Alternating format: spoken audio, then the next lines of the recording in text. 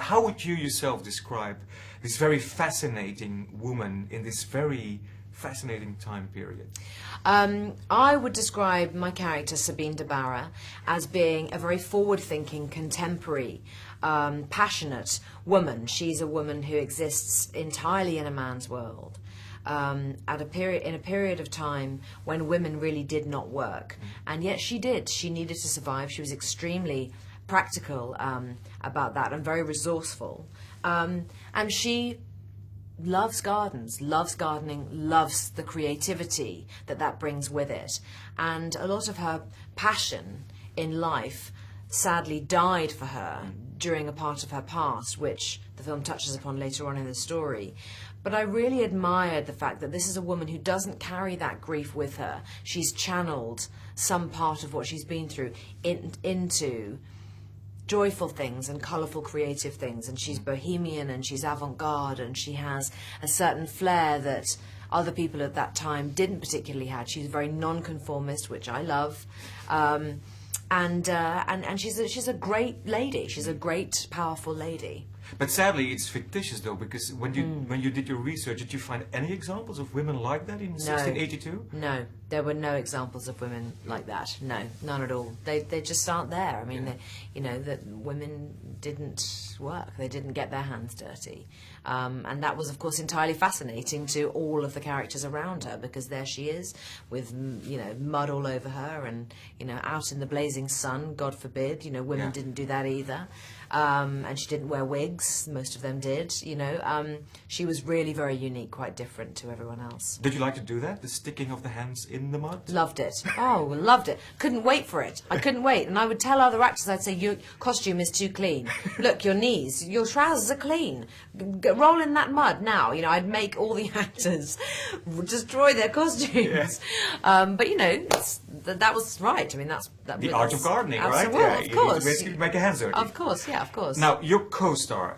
So, did you know Matthias's work beforehand? I did. Yeah. A little bit, yes, I did. I had seen Baldhead and I had seen Rust and Bone. So, what did you think of him, and what did you expect from that collaboration? Well, I was in the room when his name came up as a possibility for Le Notre, and I just went, oh my God. We have to have Matthias Schoenaerts. We have to have Matthias. We have to have a. I mean, it was just the idea that it could even be possible was, just so overwhelming to me. And when he agreed to do the film, none of us could believe our luck. I mean, he's an incredible actor. He's such an incredible actor, and he really looks like a man. He's got.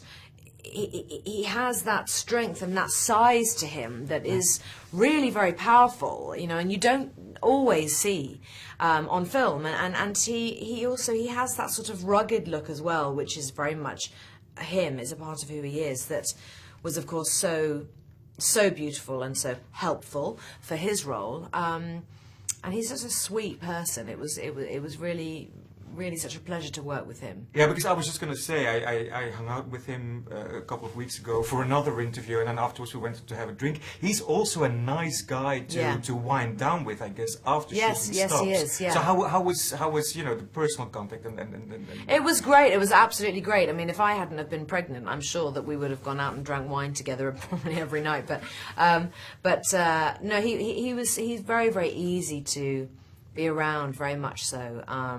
Yeah, still not entitled and tainted. No. And also, he was working with a bunch of British actors. There's no way he would have been able to behave entitled at all, because we all would have just flattened him.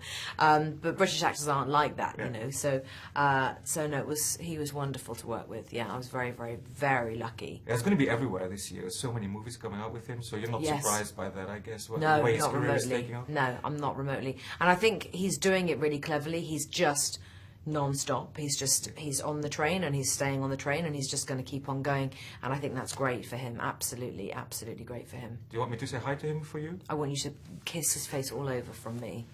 Gladly do that. Thank you so much. Thank you very much.